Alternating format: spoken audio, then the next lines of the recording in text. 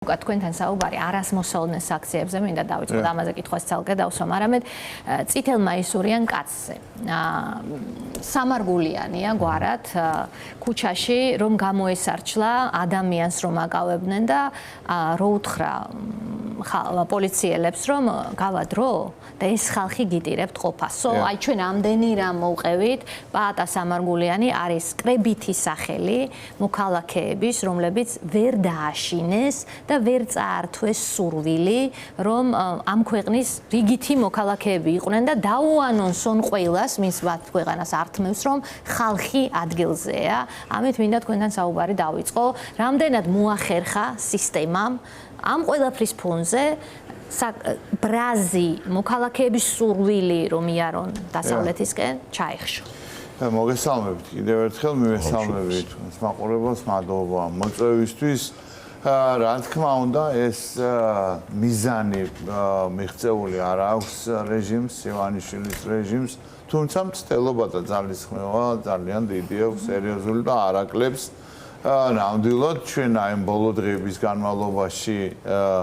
რასაც ხედავთ ქუჩაში ასეთი რაღაცა წარმოუდგენელი გავეშებით თარეში მიდის პირდაპირ ადამიანებზე საპოლიციო რეიდებით შარდის შეგროვებას ესეც არ მოხსენებია ეს არის ფორმაში გამოწყობილები იქნებიან თუ სამოქალაქო ტანსაცმელში ჩაცმულები აი გაუგებარი სრულიად გაუგონარი პროცესები ვითარდება ქალაქში ეს არის ერთმნიშვნელოვნად მიმართული იმისკენ რომ კიდევ დამატებითი დატერორების და ზემოქმედების ფსიქოლოგიური ზემოქმედების ოპერაცია განახორციელონ საქართველოს მოქალაქეებზე მაგრამ მოქალაქეებს აქვს თავისი სამოქალაქო შეგნებაც არა გმირობა სამოქალაქო შეგნება როდესაც ადამიანები ერთვებიან პროცესში როდესაც სხვა ადამიანი უსამართლოდ იჩაგრება ნამდვილად მე გულის ტკივილით უნდა ვთქვა მართლა რომ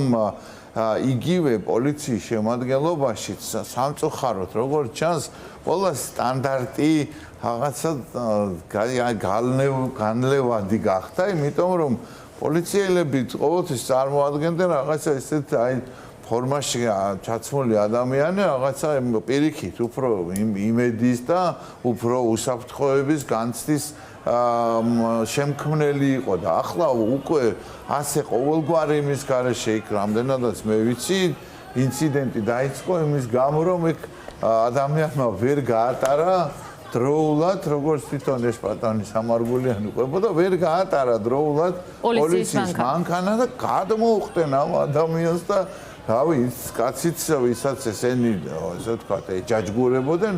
მათზე უფროსი იყო და რაღაცა ისეთი ვითარება შეიქმნა აი წარმოუდგენელი აი თითი პატივისცემით მაგრამ ლატინურ ამერიკულ ქვეყნებში რო აი მაღაზე ფილმებს რო უყურებ ეს აი გადმოვარდებიან ეკვეთებიან ადამიანებს ტენიან მე ვიღაცა თუ გამოეკომაგა მე ამ გუშინ იყო კიდევ ერთი შემთხვევა უკა როდესაც აკავებდნენ ადამიანს არ ვიცი ზუსტად რასთან დაკავშირებით აკავებდნენ მაგრამ მეორე მხარეს რომ შევხედოთ მოქალაქეების ნდობა პოლიციის მიმართ არის განულებული და ალბათ კიდევ უფრო ქვემოთ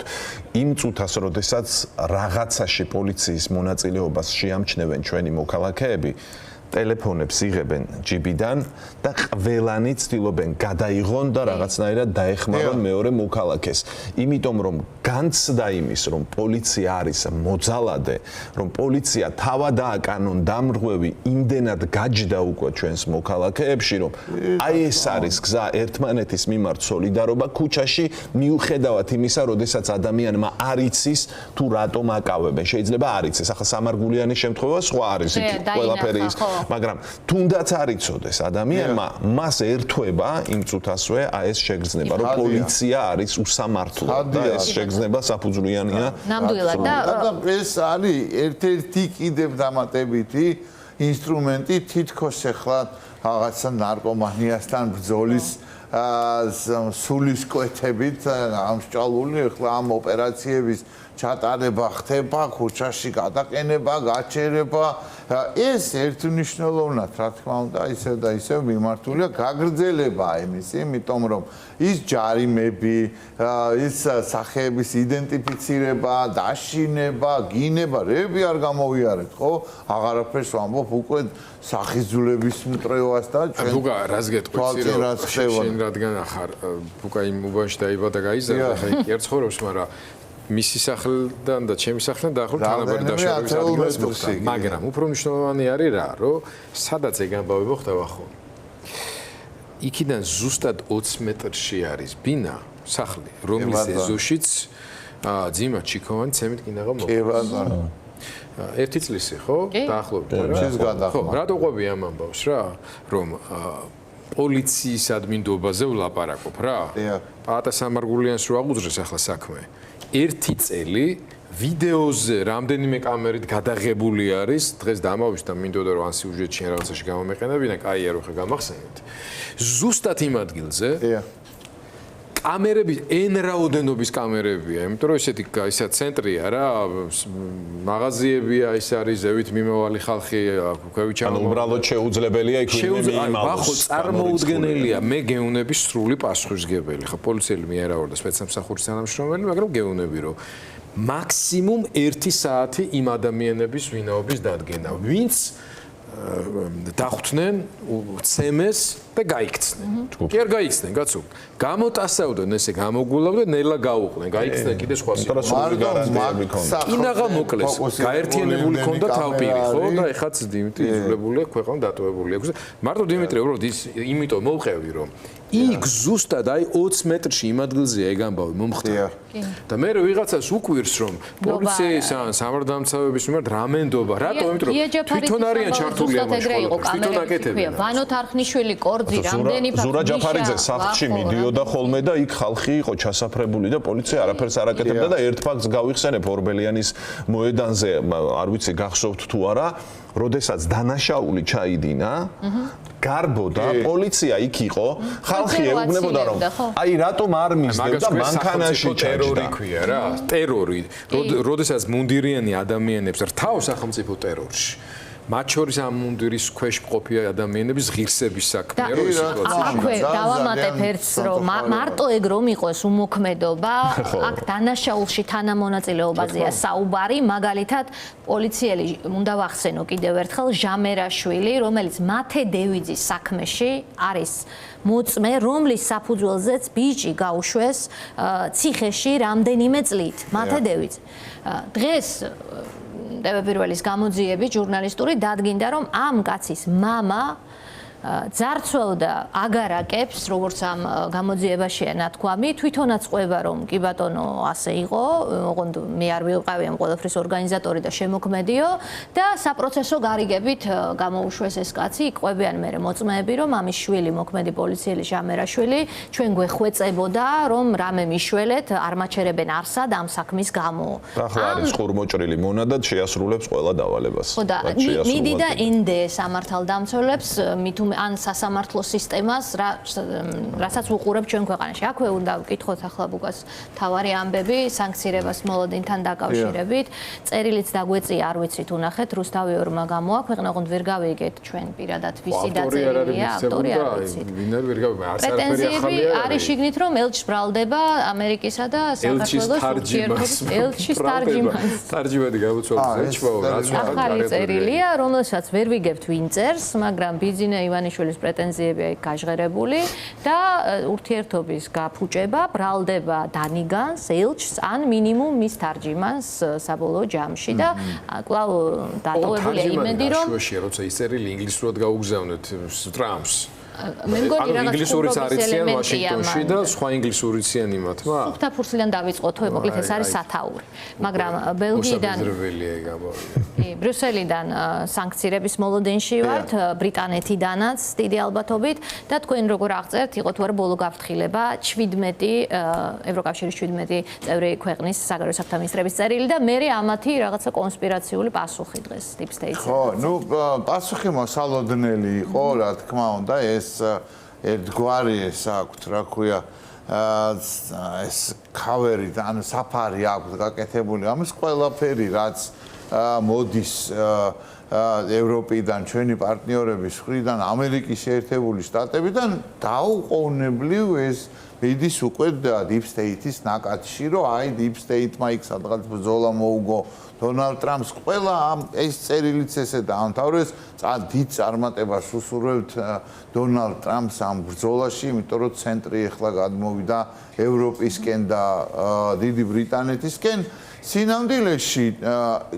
მე თქვენს გადაცემაშიც მithქვას და ხო კიდევ ერთხელ გავიმეორებ რომ ეს არის საოცარი შეურაცხყოფა საკუთარივე მხარდამჭერების და ამომრჩევლების რომელსაც არ აქვს ანუ იმის უნარი რომ მოკლედ 17 ქვეყნის და ევროპული კავშირის ევროკომისიის უმაღლესი წარმომადგენლის საგარეო ურთიერთობების საკითხში ერთობლივი ეს წერილი ვრცელდება ეს ნიშნავს იმას რომ ევროპულ კავშირთან ჩვენთან დაკავშირებით აქვს ძალიან სერიოზული პრობლემა და ძალიან სერიოზული პოზიცია მე ცუდად ხდებოდა ყურში დღის განმავლობაში ეს და გუშინას ბოლო გაფრთხილება გულწრფელად ვიტყვი რომ ძალიან დავიღალეთ ამ ბოლო გაფრთხილებით იმიტომ რომ სინამდვილეში მესმის კარგად ევროპელებს არაერთხელ ვთქვამთ ეს რომ არ აქვს სურვილი რომ ასე ჩაჭრან და დაასრულონ შეიძლება ოცნება ძალიანაც უნდოდეს და ეს მათი მისიაც იყოს და მიზანიც რომ ესე დაიხუროს და დამთავრდეს და რა თქმა უნდა ეს ბურთი შეატოვონ აი ზუსტად შენი სიტყვით დენ ფრიდმა რომლის ინტერვიუს დღეს გავუშვით რომ შტაბ-შტაბი რომ ძალით ჩალიჩობენ ამას სხვანაირად არანაირი რაციონალი და ლოგიკა ამაში არ არის ეს სიტყვით რასაც ახლა ამბობ დენ ფრიდმა ისაუბრა მაგაზე ოხარული ვარ რომ დაემთხვა ასეთ სტრატეგიული პარტნიორების განმარტებებს ემთხვევა ავტორიტეტულ პიროვნებასთან და როგორც დენ ფრიდია რა თქმა უნდა აქ სხვა ახსნა მართლა არ მაქვს რეალურად იმიტომ რომ ეს ესეთი შეუვალი ამ პოზიციით ამ ყველაფრის შეფუთვა და გაფორმება რომ ეს ყველაფერი არის მიდან მომდინარე საერთაშორისო Deep State-დან როგორც ახლა დუგინმა როგორც მას ქნა რა ქვია ახალი IDS-ის ეს შემოიტანა აბრევიატურა განცხადებაში გაცრავად ბუკა გენიალური პასაჟია რომ ბოლო დროს განვითარებული მოვლენები აღრმავებს საფუძვლიან ეჭვს იმასთან დაკავშირებით რომ თავის დროზე Deep State-მა დიდი ბრიტანეთი ევროკავშირის კონკრეტული მიზნით Brexit-ი დააბრალა კი Brexit-ი რამე უფრო პირიქით შეგილია რაღაცები ანუ ვიღაცები არიან სამყაროში რომლებსაც შეუძლიათ ესე დიდი ბრიტანეთი გაწიონ ევროკავშირიდან ჰოპ არა ბიჭო მაგ Deep State-ურ ტენდენციების საწინააღმდეგოდ მოხდა ეგ რამე იყო Brexit უყობა იყო რა ვიცი დებილებისთვის პროპაგანდა დებილები კი არ ქნიან დებილებისთვის ქნიან და ვისაც უნდა რომ თავი ჩათვალოს დებილებს და ეს არის ყველაზე მთავარი ამიტომ რომ ერთ-ერთი ბოლო კვლევის შედეგებს თუ შევხედავთ გავრცელებულს მედიაში მართველი რეჟიმის ოცნების ხარდამჭერების 50%-ს ღრმად წამს და ჯერა რომ Deep State-ი არსებობს და მუშაობს და მოქმედებს ოღონდ არც ერთი აღარ მიდის იმ შემდეგ ამ განხილვა მსჯელობაში რომ Deep State-ს რაღაც მინიშნებებს აკეთებენ ხო რომ არის Vanguard-ი BlackRock-ი ეს 12 ტრილიონი აქვს თითოს და ვრცელდება ინფორმაციები რომ საქართველოშიც ამ ბანკების რაღაცა აქციების ნაწილი შეისყიდეს ცოტა ხნის წინ ანუ ეს ხალხს არც კი ებადება ამაზე შეკითხვა რომ ამ ხელა უზარმაზარი ეს გრანდიოზული ამ კაპიტალის ფლობელი ორგანიზაციები ამდენი წელია ასე ებრძვიან ერთ მომენტად შეუძლიათ გიორგი კი გაუსვა ამ პირიქით მაგრამ მომენტად შეძლებს შორეს ევროკავშირს ანუ ეს შეძლეს მაგრამ ანრი ოხანაშვილს ვერავერთ უხერხებენ მართულება და სანქციებს რაც შეეხება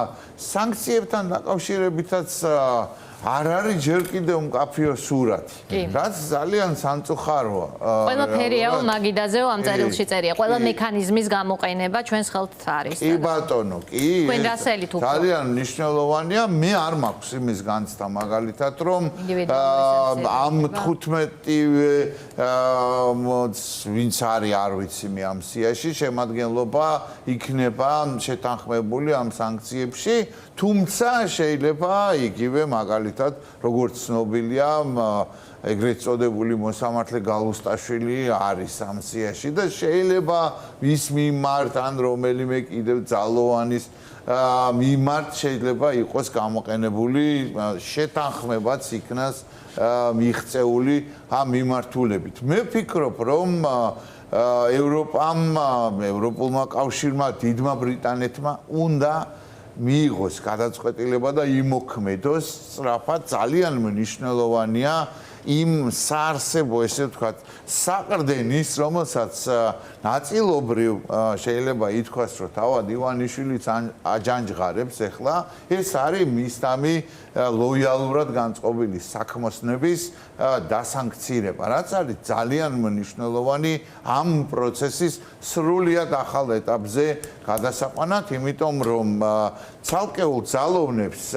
ბელარუსიც ესე იყო და რუსეთიც სხვათა შორის ძალოვნებს განსაკუთრებული განცდა არ აქვს მათ არც სახლები აქვს საფრანგეთში, დიდ ბრიტანეთში, იტალიაში და ასე შემდეგ და არც მაინც მოგზაურობითაც არ გამოირჩევიან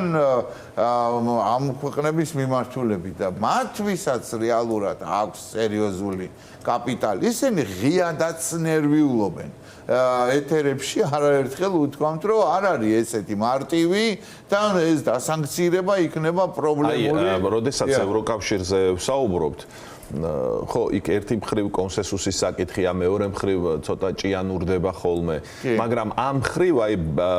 deep state-ის მიერ დაშორებული ბრიტანეთი უფრო მოქნილია, იმიტომ რომ მას არავისთან შეთანხმება არ სჭირდება. კი აქვს კოორდინაცია ევროკავშირთან. ეს იმიზნით რომ უფრო ძლიერი იყოს ალბათ სანქციები, მაგრამ მას ბრიტანეთს ინდივიდუალურად ძალიან სწრაფად შეუძლია ამის გაკეთება. თემთა პალატაში დაუსვეს კიდეც საგარეო საქმეთა მინისტრს შეკითხვა და მან თქვა რომ ის მოიკითხავს შეისწავლის ამ საკითხს. მანამდე იყო იქ ივანიშვილის და გადამალულ ქონებას ვირჯინიის კუნძულებზე და ქართული ოცნების და მანამდე იყო, როდესაც დაავალეს ივანიშვილის წარმომადგენელს იქ ბრიტანეთში, რომ გადაეცა ივანიშვილისთვის მათი დანაბარები და განცხადებაც მოაყოლეს ოფიციალური სოფო, სადაც უმკაცრესი ტონი იყო. იმ განცხადებითაც მივხვდებოდით ყველაფერს, რა დამოკიდებულება აქვს ახლა ბრიტანეთს. რატომ არ ჩანს ჯერჯერობით ეს სანქციები და მოსალოდნელია თუ არა რომ მალე მოხდეს ასე? ერთი რაც არის დანამდვილებით შემიძლია გითხრათ სანქციების შემოღებასთან დაკავშირებით განსაკუთრებით, როდესაც ფინანსურ სანქციებზეა საუბარი, არაერთხელ მსმენია ევროპელი მეგობრებისგან, პარტნიორებისგან, რომ ისინი განსაკუთრებული სიფრთხილით ეკიდებიან, მათ ჭირდებათ ესეთი ქვის მხედქავი საბუთები, მტკიცებულებები იმისა, რომ ფინანსური სანქციები შემოიღონ. ეს არ არის ჩვენ რომ ასე მარტივად რო უყურებთ, რომ კურსის ცვლილების გამო, განცხადების გაკეთების გამო ფინანსური სანქციები იყოს კონკრეტული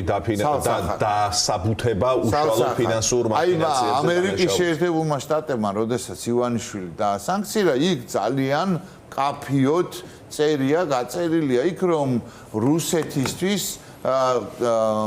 სანქციების გვერდის ავლაში ხელშეწყობისთვის და ასევე რუსული სპეცსამსახურების თხოვნით განხორციელებული კონკრეტული ქმედებისთვის იქნა ეს სანქციები.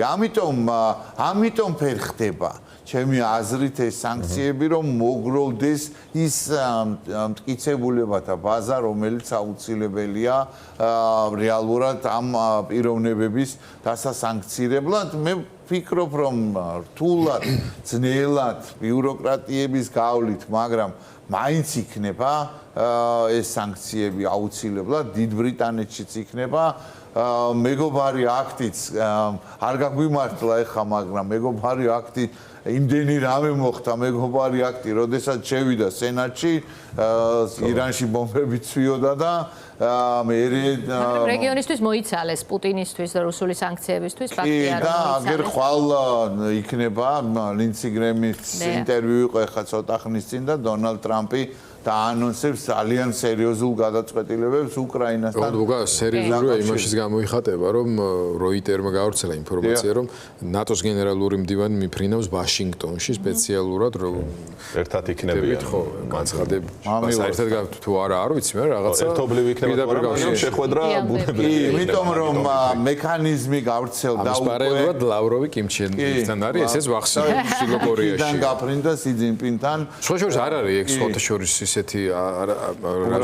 უბრალო ამბავი, იმიტომ რომ ბოლო მონაცემები რაც ვნახე, დაახლოებით 40% ტყვია წამლიდა შეიარაღების, რასაც იყენებს რუსული არმია ჩილოკორეიდან მოდის. აქეთ ნატოა და იქით ჩილოკორეა. მილიონი ჭურვი აქვს. ყველაზე მთავარი კითხვა ჩვენ სად ვართ ჩვენ? აქ არის რომელ ბანაკში ვართ ჩვენ ეგ არის ნატოს გენერალური მდივნის ამერიკელებმა დღეს გვითხრეს რომ იქით ბანაკში ხარ ჩილოკორეასთან და ჩილოკორეასავით კი არ გვექნება ურთიერთობა, მაგრამ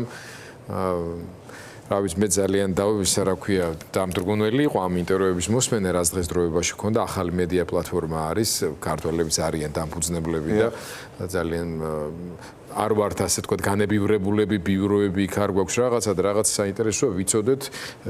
საქართველოს ვისაც ახსოვს, ისინი რას ფიქრობენ საქართველოზე და ყველას ურჩევ, ვისაც არ უნახავს, რომ ჩვენს პლატფორმაზე მაინც მოისმინოს და ნახოს სინამდვილეში რა გველის თუ აი ამ ტრაექტორით გავაგრძელეთ სიარული. ერთი რაც დადასტურებით შეიძლება ითქვას, ვაშინგტონში საქართველოს მართველი რეჟიმის მიმართ ჩამოყალიბებულია თეთრსახლშიც სახელმწიფო ადმინისტრაციაში სრულად აღარაფერს ვამბობ კონგრესზე და სენატზე ბუნებრივია რომ საქართველოს მართავს ანტიამერიკული ძალა ამაზე კითხვის ნიშანი არ აქვს აღარავის საერთოდ არც ერთ კაბინეტში არც ერთ დონეზე და რაც არ უნდა მცდელობები იყოს ეს სუფთა ფურცლიდან დავიწყოთ და ეს რაღაც ეს ტერმინებს იმას ეზავენ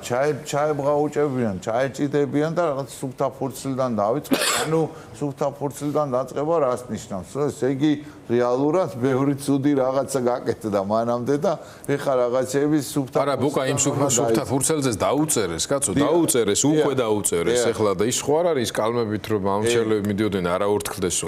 დაწერილი მიცეს და უთხრეს რომ გვაქვს ეს მოლოდინები დაახლოებით ხო ხვდებით რაც იყო ეგ პოლიტპატიმრების გათავისუფლება ანტიდემოკრატიული კანონების უკან გახმობა და ანტიამერიკული რიტორიკის და ანტიდასალურის გაჩერება ამათმა იმის მერე ტემს მოუმატეს რაზგონს კიდევ უფრო მეტად მოუმატეს და თუ ამას აკეთებ ვერ მოიპოვებ მანდატს ანუ ეს ახალი ფურცელი იძახება თუ ამას გაგიწერეს ეს ახალი ფურცელი ყოველთვის ხასუსავ და აქაც მინდა ხაზი გავუსარო იმ ივანიშვილის წერილში რომელსაც ხელს აწერს ხობახიძე ყველაზე მთავარი ჩემი აზრით მაინც ელემენტი არის ის პასაჟი რომ უარეს ავტოკრატიებთან ქონიათ საქმეზე ხო და რა გახდა რომ ჩემთან ამ ნაწილში დახუჭე თვალი ამას ჩემთან დაიჭიროთ ანუ ეს სუფთა ფურცლიდან დაწყება არის რომ თქვენი მოთხოვნები დაივიწყეთ ჩემ მოთხოვნებს დაემორჩილეთ და დაკმაყოფილდით რომ მე ვარ და აი მე შეიძლება რაღაცეები ნორმალურად არის შეიძლება აიხსნას ახლა ელჩი ვახსენეთ რამდენჯერმე და მისი ინტერვიუ რადიო თავისუფლებასთან საიდანაც ახლა ერთ კონკრეტულ შინაარს მოყვები რომ ის წერილი რომელიც ჩვენ არ გვინახავს ანუ საჯარო წერილს რომ წინ უძღო და დახურული წერილი ასე ვთქვათ ტრამპის ადმინისტრაციისთვის რა დასკვნა შეიძლება აქედან გამოვიტანოთ რას ნიშნავს მუქარის შემცველი შეურაცხყოფელი კარგი არასერიოზული რას ნიშნავს დაახლოებით ხვდებით მაგრამ მუქარის შემცველი და შეურაცხყოფელი ტრამპის ადმინისტრაციისთვის აი რა შინაარსიდებს რატომ გვითხრა ეს ელჩმა ხო, ფაქტია, რომ რობინ დანიგანი ძალიან დიდი გამოცდილების მქონე მრავალწლიანი დიპლომატიური სერვისის სამსახურის გამოცდილებით მქონე ადამიანია, პროფესიონალი, რომელიც ყველა სიტყვას ძალიან კარგად იცის, რა წონა აქვს, რა დანიშნულება აქვს და რა მნიშვნელობა აქვს. მუქარის შემცველი შეიძლება ეხლა ჩვენ უნდა ვარაუდები გამოვთქვათ. ერთი შეიძლება იყოს, რომ საერთოდ შევატრიალებ მართლა საბოლოო და სრულად კურსს და თქვენ აღარ გეყოლებათ საქართველოს სახით მეგობარი და პარტნიორი ამ რეგიონში და ავიღებ გეს მართლა სხვა მიმართულებით. ერთი მეორე შეიძლება იყოს ისინი მუდმივად ამ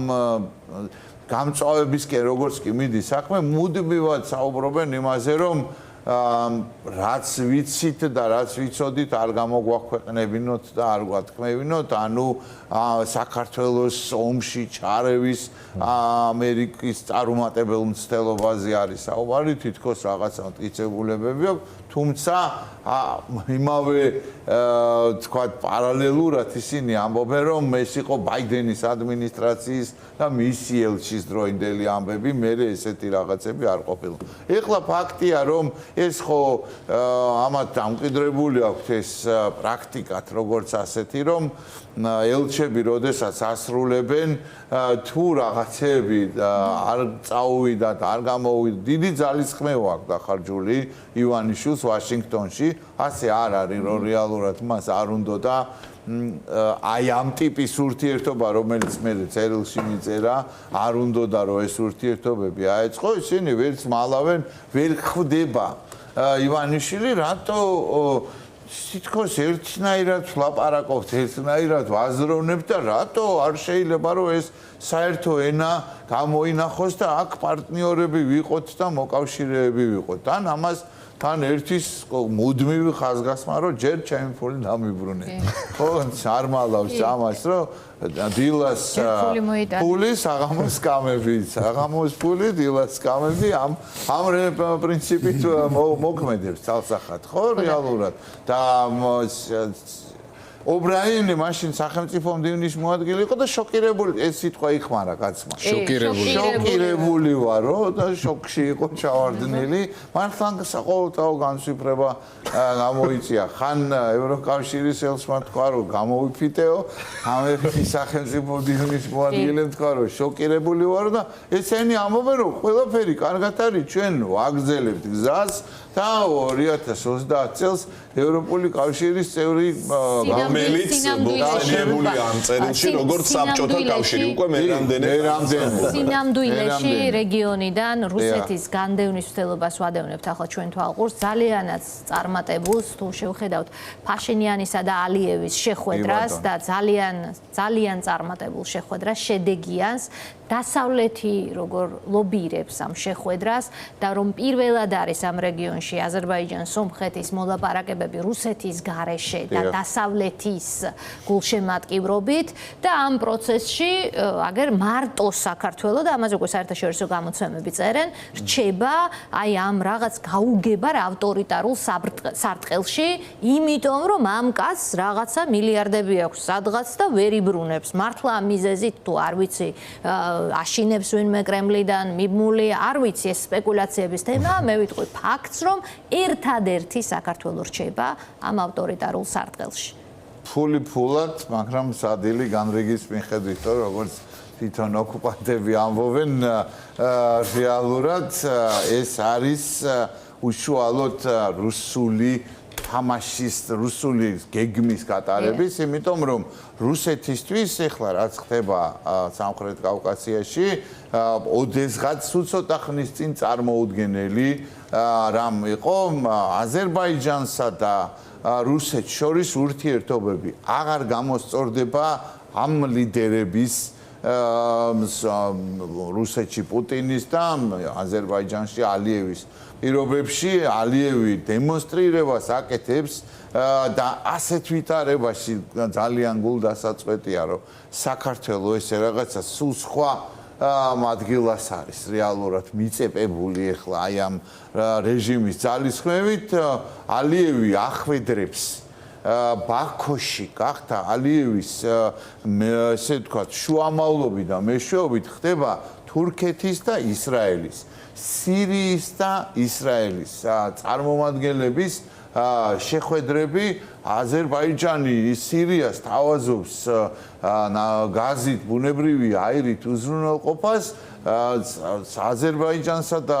სომხეთის ლიდერებს შორის მართალია გარღვევა ჯერ არ ყოფილა მაგრამ მაინც ყველა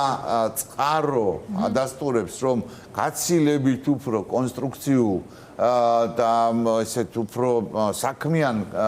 ვითარებაში ჩაიარა ამ შეხვედრამ და რეალურად მიდის კონკრეტული მუშაობა რაღაცა დიდი საკითხების რომელსაც ალბომი რომ ვაშინგტონში მოეწერება ხელი დეკემბერში არის ასეთი ვერსია არ გამოირიცხება აშკარა არის ვაშინგტონის და თეთრი სახლის ადმინისტრაციის ჩართულობა ძალიან აშკარა შემთხვევითი არ არის ბუნებრივია რომ ამერიკის შეერთებული შტატები მუდმივად ეხმიანება პროცესს აზერბაიჯანსა და სომხეთს შორის ცოტა ხნის წინაც გაკეთდა განცხადება მარკო რუბიომ გააკეთა ეს განცხადება რომ იმედი აქვს რომ ახლო მომავალში ამ შეთანხმებას ხელი მოეწერება უკრაინას თუ მიიღებს მთელ შეიარაღებას და ესე ვთქვათ რუსული გაყინული რეზერვების თაობაზეც მიიღებს დონალდ ტრამპი გადაწყვეტილებას აზერბაიჯანს და სომხეთსაც თუ მოაწერენ ხელს კი ეკუთვნის ამ კაცს ნობელის პრემია ნამდვილად ესე იგი ვასრულებთ ხო ჯერტი ბუკას არაჩვეულებრივი იუმორი აქვს მაგრამ აი ახლა როდესაც აღწერდა ივანიშვილის აი რუსულ თამაშებს ასე ვთქვათ და იქ წერილში რომ მაინც ჩაწერს ხოლმე აი ამ ფულს აი ეს არის სასაული ამბავი ჩემი ფული აი ეს არავიწყდება რა თელი ამბავი ვერ დავასრულებთ ერთი თემის გარეშე და რომ იტყვით თქვენსას ეს უნდა კომპლექსი მომიხსენით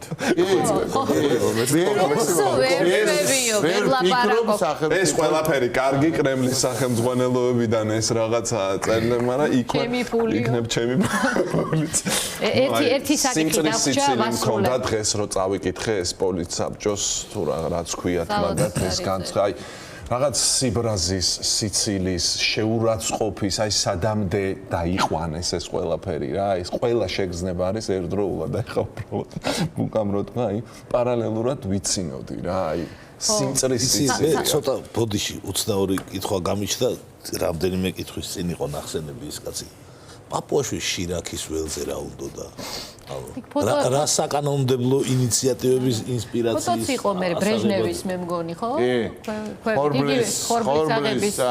ესე ვთქვათ ქართული ხორბლის აღორძინება არა იდენტური ფოტო იყო თითქოს რაღაც სადღაც მოვგარი თვალით პარლამენტის თავმჯდომარე ფოტო იყო deep state ხო ებრძვიან ეს არის გლობალიზაციის გარკვეული იდეა და აქ რომ ეროვნულები მიწასთან და ასე შემდეგ და ამ დროს ქართული სოფლები რო დაიცალა და ხალხი რო საქართველოსთან წავიდა პირველ რიგში სწორედ სოფლებიდან და მეორეც რომ იგივე ქართულ ხორბალს კონკურენციის არანაირი შანსი არ აქვს იმიტომ რომ ამ რუსეთიდან რაც უნდათ ყველაფერი შემოდის და ასე შემდეგ ხო ეგ საერთოდ სალაპარაკო რამე კონფერენცია იყო რამე ხდებოდა რამე არა მოსავლის აღება მიდიოდა და სოფლის აღება მიდიოდა პარლამენტის პრემიერ-მინისტრზე არ ვლაპარაკობ რა კომახიძე რო ჩასულიყო თქვა რომ მე შირაქის ველზე ვარო დედოფლის წყაროშიო ოპოზიციიდან დღეს გახარი არის ბერლინშიო, ნაცებიო ლონდონში არიანო, ზოგი ბრიუსელშიო, ზოგი სად და ზოგი სადوان ციხეში. ეს უნდა ზოგი და სად და საკუთარი დედის სამძიმარზე ვერ დგას ადამიანი ზუსტად და შირაქის ველზია თავთავებთან ვინმე არ კიდე იმიტომ რომ დასაჭერად მაგრამ არ არის ხალხთან, ნუ არ ვიცი, აი რა არის ეს საერთოდ. მე მგონი ყველაფერს ხდება. იცი რა არის, აი ორ სიტყვაში ნათქვამი ის არის რა, აბსურდი და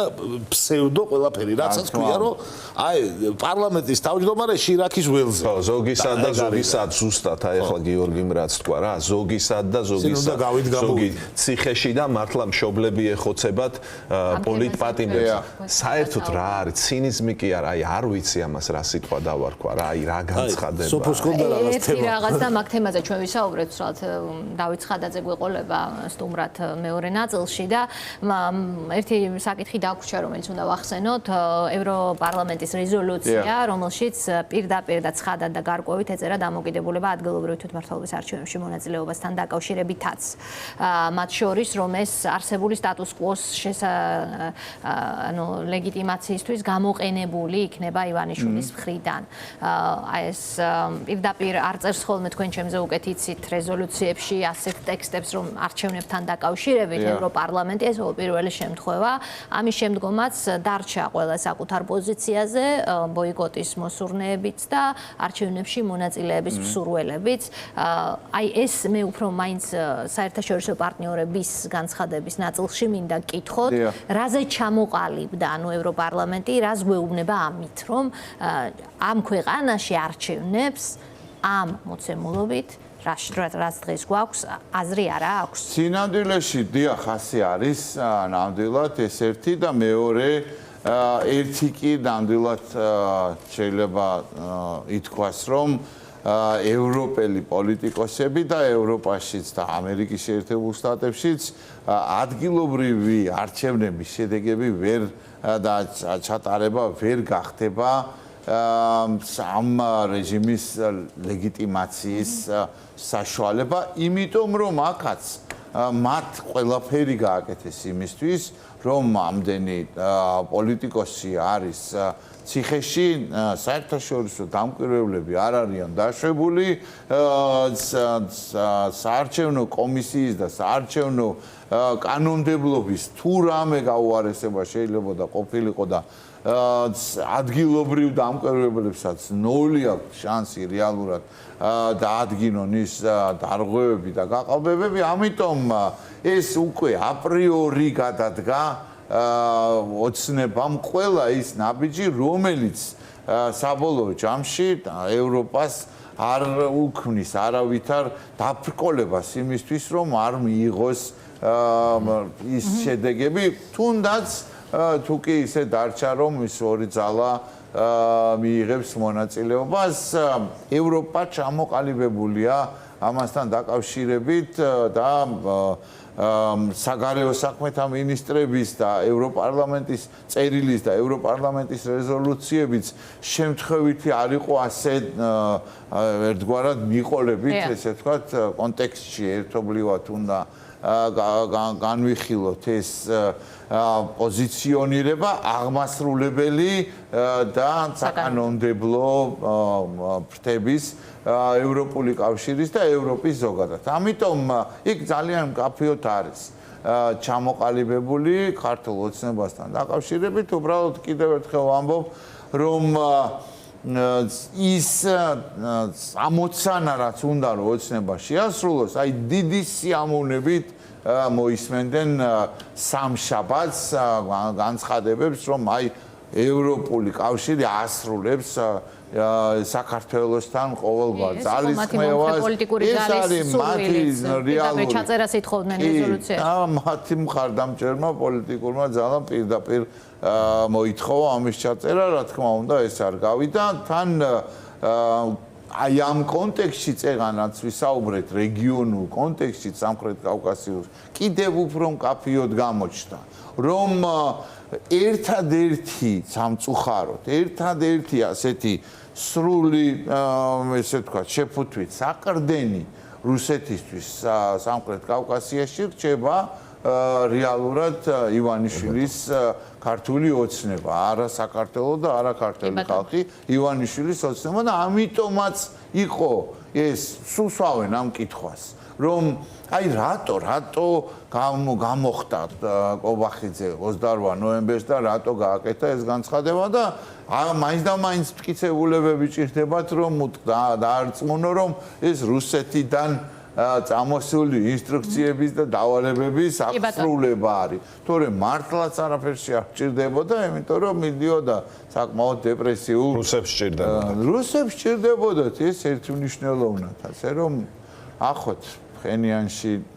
ვისთვის საიდან ამოვა მზე, მაგრამ ერთი კი გამახსენდა და ამაზე დავასრულებ, რომ კობახიძე გადარჩა მართლა თეირანში წასვლას, იმიტომ რომ დღეს ინფორმაციას გავრცელდა, რომ ფეზეშკიანზე მოყვა ის ესე ვთქვა დაბომბოში, მაგრამ მხოლოდ ფეხი დაუზიანდა, 16 ივნისი იყო, თორე კიდე მოუწევდა სანგლოვიარო წასვლა. იქ აღარავინ არ ელოდება, აღარავინ დარჩა ვინც ნაცნობები აღარ არის. აი პროდიუსერი გვეუბნება რომ ცოტა ხნის წინ თეირანის თავზე ცადაიგე და ოღონდ ჯერ მიზეზი ირანის საჰაერო სივრცე მთლიანად და ჯერჯერობით მიზეზი არ ვიცითო, ასე რომ ჯერჯერობით არ დასრულებულა საქმე. ნახოთ რა მოხდება, თუმცა ხო ძირითადად მისი ვიზიტები ამ მიმართულებით არის და ფოტოებზე რომელზეც კობახიძე დგას, სულ უფრო მეტია გადახაზული. მადლობა ბუკა. მადლობა თქვენ.